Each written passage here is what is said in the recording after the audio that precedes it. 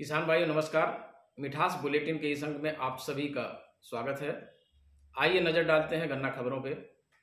जिन किसान भाइयों ने बसंतकालीन अथवा शरदकालीन गन्ने में यूरिया की दूसरी टॉप ड्रेसिंग अभी तक अगर नहीं किया है तो वो 50 किलोग्राम यूरिया प्रति एकड़ की दर से खेत में नमी की दशा में टॉप ड्रेसिंग अवश्य कर दें।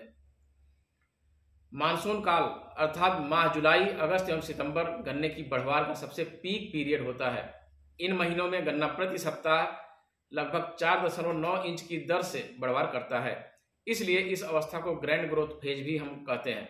गन्ना अपनी कुल बढ़वार का 80% इन्हीं महीनों में पूर्ण करता है।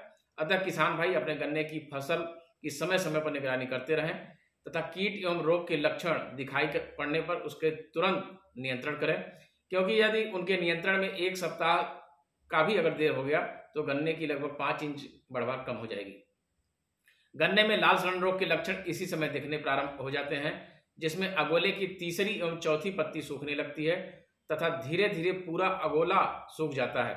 गन्ने के तने को काटने पर पूरा पिथ लाल रंग का दिखाई पड़ता है तथा उसमें जगह जगह सफेद धब्बे भी दिखाई पड़ते हैं। और जब आप गन्ने के तने को सूंघते हैं तो उसमें एल्कोहल जैसी महक भी आती है। इस तरह के लक्षण दिखने पर रोगग्रस्त पौधे को जड़ सहित उखाड़ कर नष्ट कर दें तथा मृदा संक्रमण को रोकने के लिए 10 किलोग्राम ट्राइकोडर्मा को 2 से 3 कुंटल गोबर की सड़ी हुई खाद में मिलाकर गन्ने की लाइनों के पास डालकर गुड़ाई करें। साथ ही थायोफिनेट मिथाइल 0.2% का छिड़काव करें।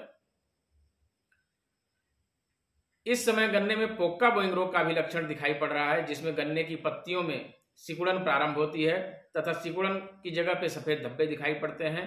तत्पश्चात वहां पे वह जगह से पत्तियां सड़ करके नीचे गिरने लगती हैं और कुछ दिन बाद पूरा अगोला गन्ने का जैसे झुलसा हुआ दिखाई पड़ता है। अगर इस तरह के लक्षण दिखाई पड़े पोक्का बोइंग रोग के तो किसान भाई रोग के नियंत्रण के लिए कॉपर ऑक्सीक्लोराइड 0.2% अथवा कार्बेंडाजिम 0.1% का छिड़काव अवश्य करें। 15 दिन के अंतराल पर 2 छिड़काव करने से पोक्का बोइंग बीमारी को पूरी तरह से नियंत्रण किया जा सकता है। गन्ने में मिलीबग, माइट अथवा ब्लैक बग आदि चूसक कीट, अर्थात जो चूसक कीट वो है जो गन्ने की पत्तियों का रस चूसते हैं जिससे गन्ने की पत्तियां पीली व कमजोर हो जाती हैं, उनके नियंत्रण के लिए किसान भाई प्रोफेनोफास 40% तथा साइपर 4% की 750 ml मात्रा को 625 लीटर पानी में घोल बनाकर पत्तियों पर छिड़काव करें। बेधक कीटों के नियंत्रण के लिए मानसून काल में बेधक कीटों के नियंत्रण के लिए किसान भाई ट्राइको कार्ड का प्रयोग करें। 1 एकड़ हेत 1 कार्ड पर्याप्त होता है, जिसमें 20,000 अंड परजीवी होते हैं। एक कार्ड को 3 से 4 टुकड़ों में काटकर खेत की मेड़ से 5 फीट अंदर 3-4 जगहों पे लगा दें, जिससे बेधक कीटों का बहुत ही बेहतर तरीके से हम नियंत्रण कर सकते हैं ट्राइको कार्ड के द्वारा। पेड़ी फसल की अच्छी बढ़वार है तो घुलनशील एनपीके 19-19-19 2 किलोग्राम प्रति एकड़ की दर से पत्तियों पर छिड़काव करें, जिससे पेड़ी की फसल की अच्छी बढ़वार होगी तथा पेड़ी से अच्छी पैदावार किसान भाई ले सकते हैं।